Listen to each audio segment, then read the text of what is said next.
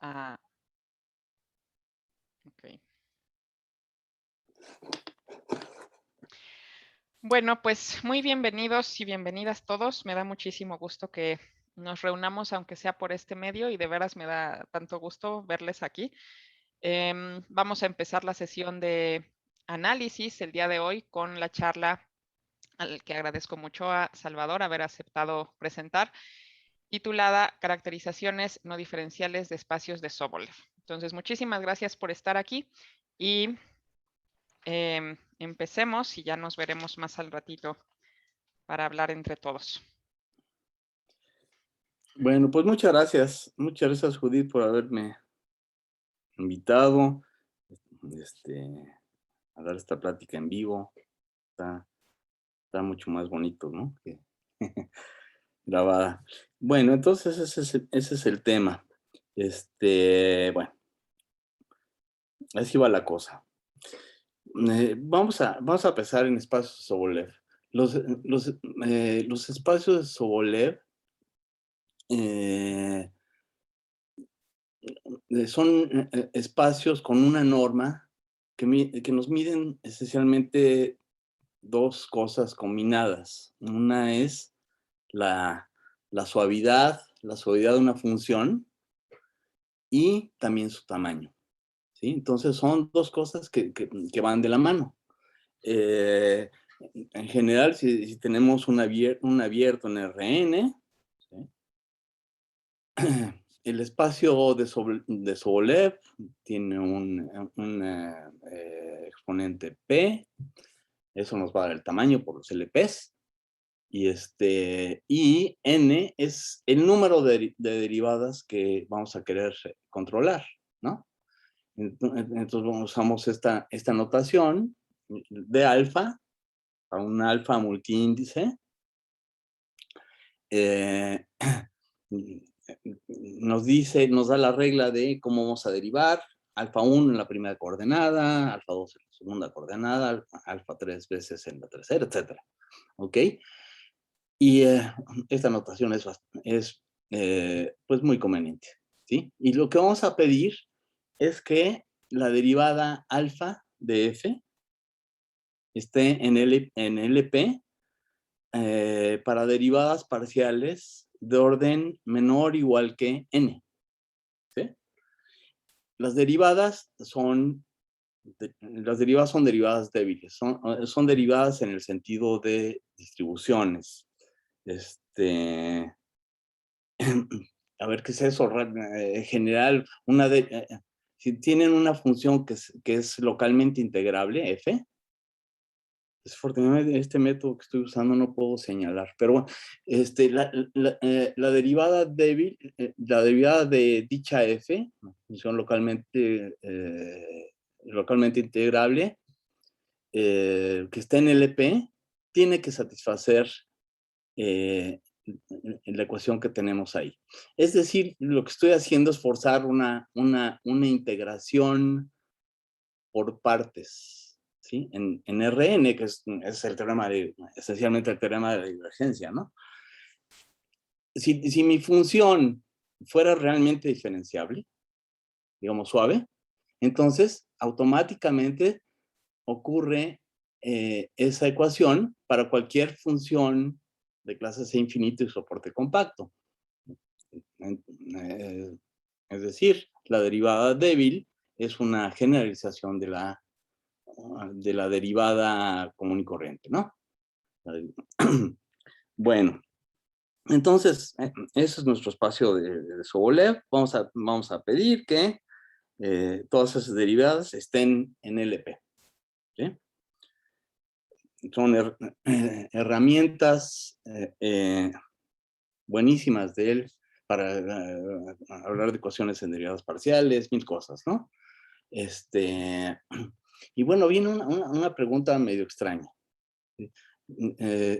¿Será posible representar la pertenencia al espacio de Sobolev sin usar derivadas? Entonces, es la cosa más extraña, pero es importante y a veces ocurre que tenemos que tener una caracterización no diferencial. En la última parte de mi plática les voy a contar por qué me interesó esto a mis cuates y a mí, a mis colegas y a mí. ¿Cuál fue mi motivación? Entonces, bueno, pues para empezar, vemos ahí una complicación. Por ejemplo, el tamaño de una función no me dice nada acerca del tamaño de su derivada, ¿sí? No hay nada, ¿no? Podemos, a ver si puedo escribir. Sí, no puedo escribir. A ver. Ok. Vamos a ver. Pues pueden tener una función. Uy, no puedo. Uy, bueno.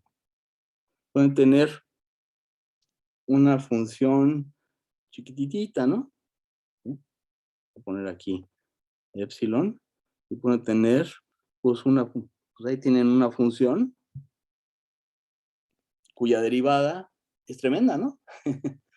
Por el tamaño de la función será la recta, pues su derivada puede ser tan grande como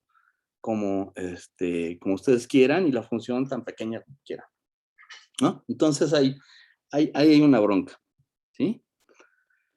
Bueno, entonces, pero lo que sí puede ocurrir, lo que sí podemos hacer en ocasiones es lo siguiente, que si aparte a la función le pedimos un poquito más, bueno, un muchito más en general, tenemos control de sus derivadas si la función es pequeña. El ejemplo por excelencia, pues es si pedimos que la función sea holomorfa, entonces si f es pequeña,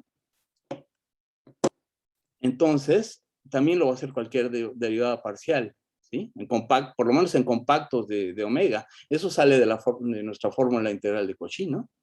¿Ok? Bueno. Entonces, vamos a ver que este asunto de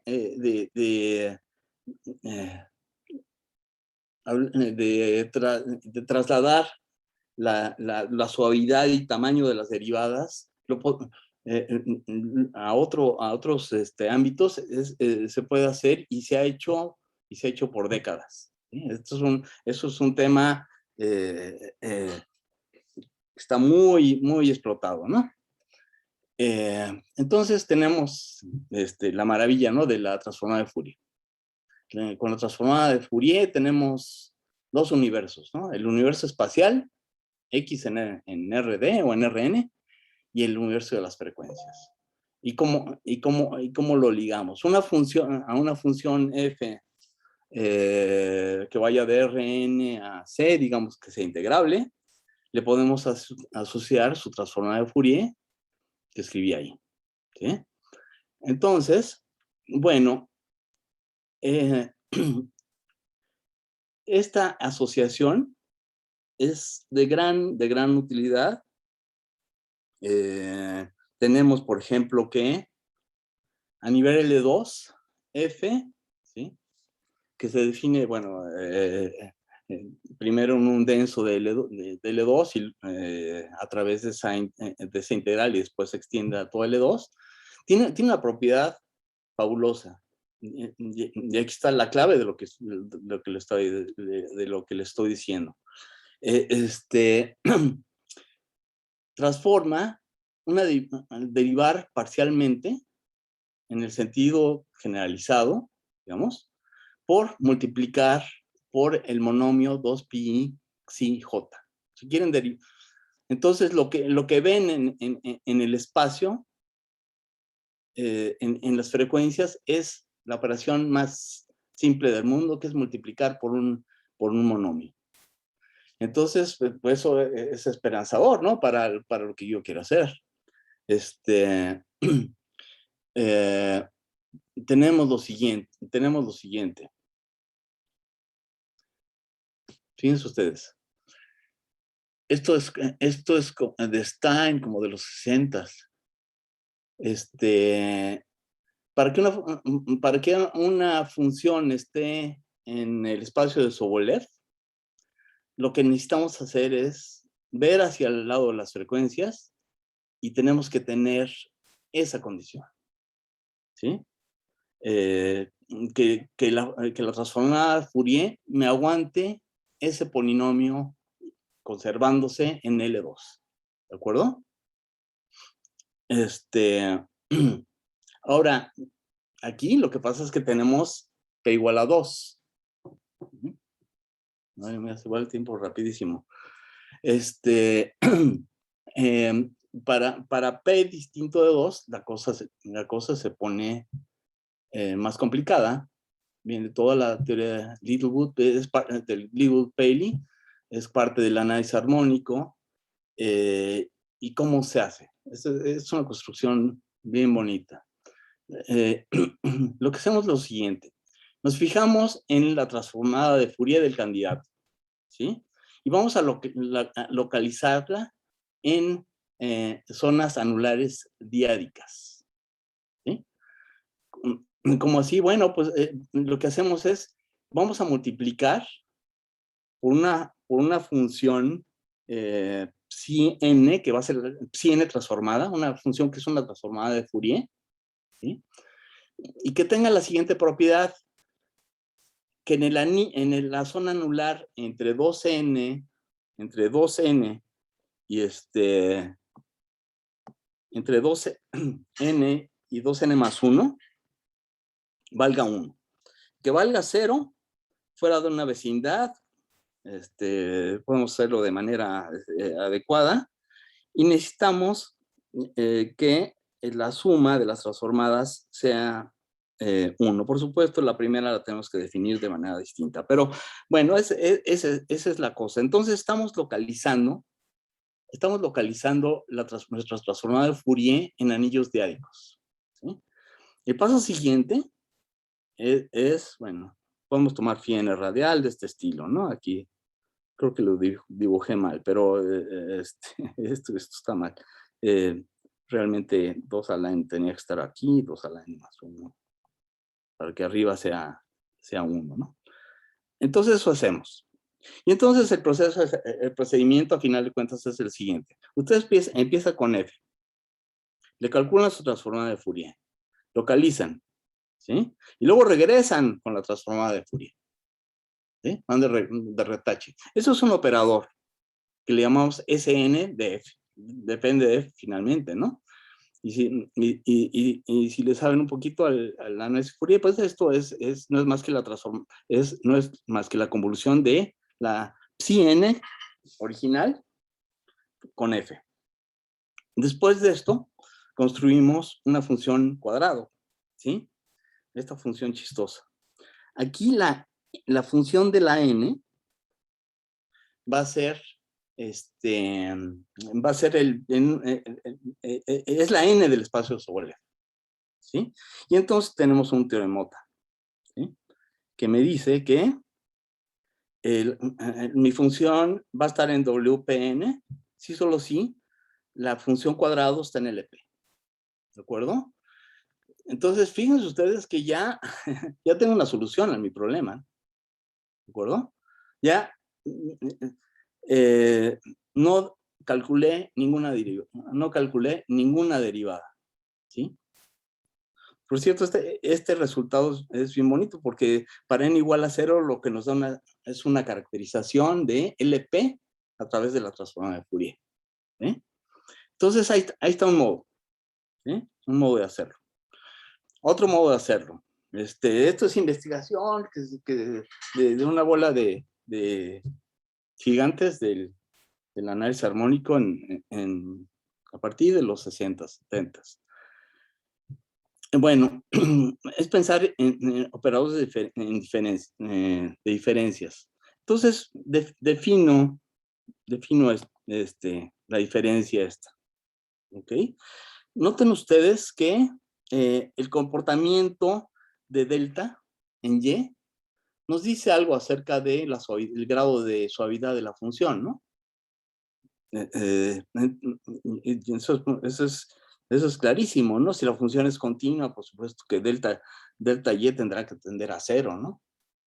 Entonces, si acaso tomamos segundas diferencias o terceras diferencias, es de esperarse que nos hablará de diferenciabilidad de algún modo, ¿no? Es un modo escondido de diferenciar. Entonces podemos definir este operador de f, ¿sí? Tomamos la segunda diferencia, integramos sobre algo que es muy singular, ¿no? Fíjense que 1 entre y a la n más 2, pues está cañón, ¿no? Eso no es integrable, tiene una singularidad bastante severa. Bueno, entonces, si f es muy suave, eso va a jalar bien. df va a jalar bien y va a jalar bien que tenemos el siguiente resultado. Que F, si tienen una F en LP, entonces, por ejemplo, estás en el W1P, sí, solo sí, DF está en LP. ¿De acuerdo? Ok. Bueno, y como decía, ha habido mucho trabajo en este asunto, ya incluso el trabajo de este señor Dorronzorro les habla de una teoría de espacios de Sobolev en espacios métricos y medibles, así de lo más abstracta, ¿no? Bueno, nosotros queríamos hacer algo relativo a la ecuación de Helmholtz y el operador de extensión de Fourier. Les voy a comentar brevemente en un momento.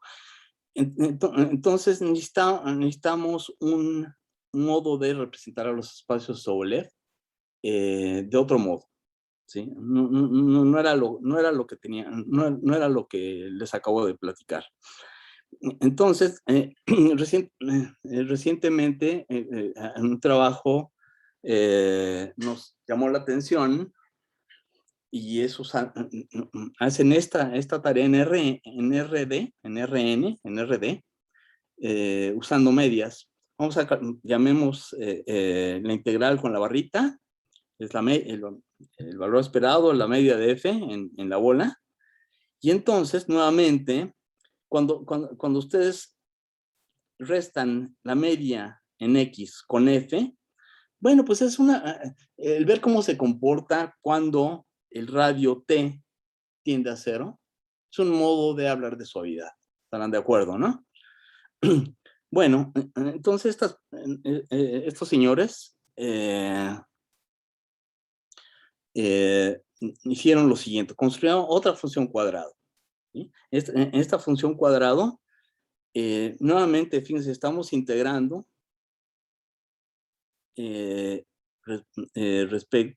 respecto a dt en t, que es bastante singular en cero. ¿Sí? Entonces, hacemos la medición de la diferencia entre la media y f. Entonces, ustedes, la media menos f la podemos escribir de este modo. ¿Sí? Bueno. Entonces, ok, madre, ¿dónde estoy? Ya lo perdí, Dios mío. A ver.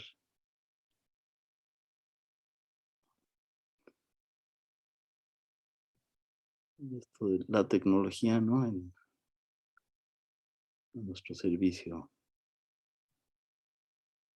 Aquí estoy.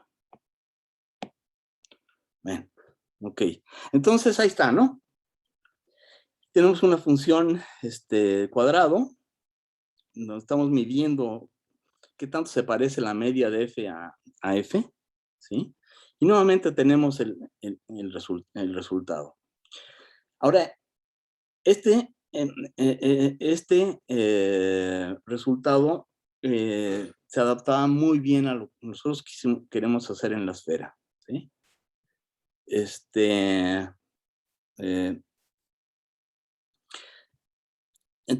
entonces, ¿cuál era la tarea? Bueno, para empezar, la esfera es una variedad, ¿no? Necesitamos un resultado concerniente a los espacios Sobolev en variedades que se hace a través de cartas, y en particular nos interesa la esfera, pero la esfera tiene una estructura increíblemente buena, ¿no? Y la historia arranca así. Con mis colegas, estábamos estudiando un objeto muy interesante y antiguo, clásico, ¿no? Esto es música clásica, ¿no? Es el operador de extensión de Fourier. La extensión de Fourier, el operador de extensión de Fourier es esencialmente la transformada de Fourier aplicado a una medida soportada en la esfera y con una densidad en L1. Entonces, las cuentas quedan así. Claro que tengo E a la IX sí en lugar de E a la menos 2 pi X sí, pero bueno, permítanme. Es esencialmente la transformada de Fourier o una de sus versiones. Ok, entonces, estamos con ese operador. Bueno, ¿qué tiene de particular? Pues que la imagen satisface la imagen de cualquier función en L1 de la esfera, satisface la ecuación de Helmholtz, que es herramienta básica para hacer cosas que hacemos, cosas de teoría de dispersión, etcétera, ¿sí? Entonces, este asunto era el de nuestro interés, ¿no? ¿Ok? Y fíjense, ahí les escribí otra vez el operador de extensión.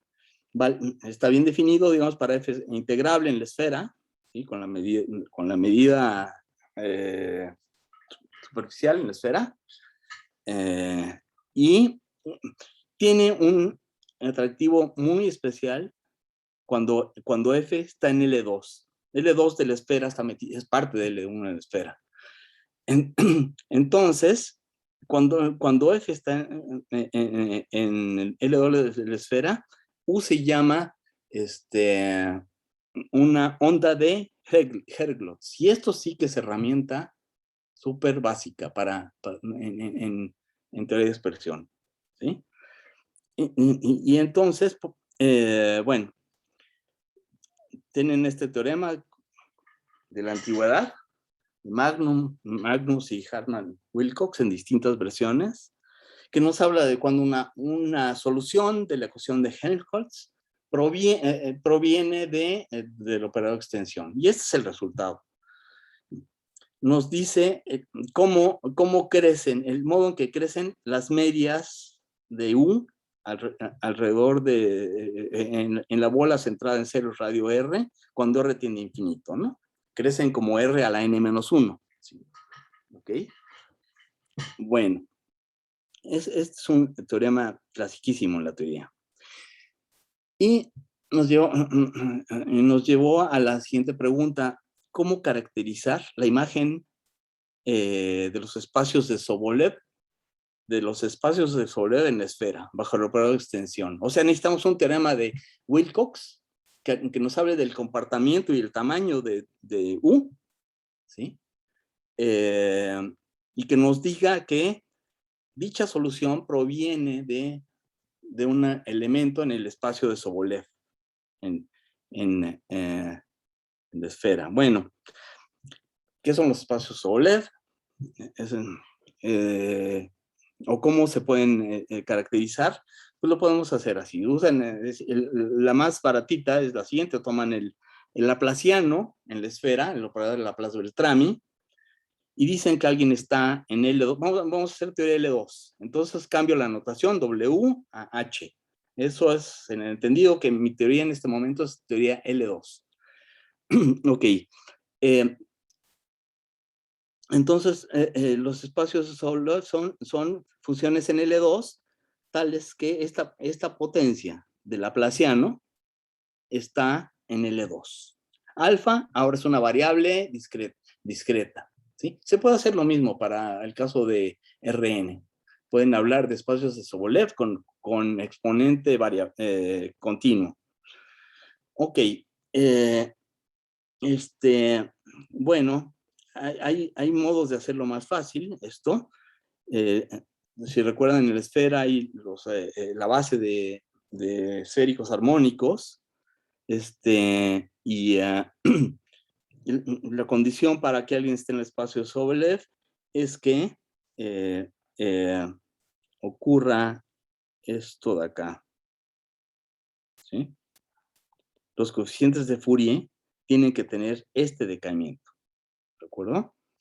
Esto se parece mucho a lo que les mostré al principio para Rn, o esto equivalente, digamos, ¿sí? Entonces, nos dimos a la tarea de hacer la descripción no diferencial del espacio Sobolev, y trabajando con estas dos personas, con Juan Antonio Barceló, Teresa Luque, pues hicimos esto, que fue muy divertido, y les cuento cómo queda. Uy, ya casi no tengo tiempo. A ver, casi no tengo tiempo. Bueno, lo que hacen es, tomamos casquetes, ¿sí? Son casquetes, así, es el perfil de una esfera, ¿sí? Está ahí, ¿no? Entonces un casquete está dado por CXT, ¿sí? Y hacemos esencialmente lo mismo. Vamos a definir una función cuadrado. La función cuadrado está dada por algo de este estilo. Toman la media, la colocan acá, la comparan con F, estamos viendo la suavidad de F, dividimos entre T al alfa y tenemos una medida singular ahí en el cero. No singular, una medida con, pues muy grande, cerca de cero, ¿no? Ok. Y entonces, ya tenemos nuestra función cuadrado y pues tenemos lo mismo. Es decir, si parte de una función en L2, entonces está en el espacio de Sobolev si la función cuadrado está en L2, ¿sí? Aquí es muy bonita, es que es muy bonita el desarrollo, porque resulta ser que viene la noción de multiplicadores de Fourier en la esfera. Esos son los multiplicadores zonales, que se llaman. Si tienen una expansión en armónicos esféricos, como acá, ¿sí? Un multiplicador zonal es un operador que lo que hace es multiplicar aquí, ¿sí? Tienen F, lo multiplican ahí por un elemento, un número AL, ¿sí? Y bueno, esos son los multiplicadores de Fourier. Y bueno, ¿qué hay con esto? Bueno, pues que resulta ser que los AT, los promedios son un multiplicador de Fourier, ¿sí? Que dependen de T, ¿sí? Y entonces entra de manera muy, muy, muy bonita toda la teoría de multiplicadores para hacer las cuentas y que nos salga el resultado, ¿no? ¿Sí? Y bueno, si quieren ver cómo nos sirvió, por lo menos para este caso, para resolver el asunto de Helmholtz, bueno, pues ahí está la solución. Tenemos que si tienen una solución de la ecuación de Helmholtz, ahí tengo inglés colado, entonces U es el operador de extensión de alguien en espacio de Sobolev, si solo sí tenemos esto, ¿sí? Lo que tenemos aquí es una solución exactamente como la de Wilcox, para la imagen bajo el operador de extensión de los espacios OLED. Si quieren mover alfa a otros rangos, hay que hacer algo mucho más complicado, pero yo creo que esto es suficiente para darles una idea de en qué anduve y por qué mi interés en este asunto de los espacios OLED no diferenciales. ¿Sí? Bueno, pues muchas gracias. Les puse aquí algunas referencias. ¿Sí? El azul es el enfoque que nos ayudó a hacer el asunto, era adecuado a lo que queríamos. Y tenemos, una es la caracterización de los espacios OLED y todo el siguiente es el operador de esta extensión en espacios OLED. ¿Ok? Pues muchas gracias.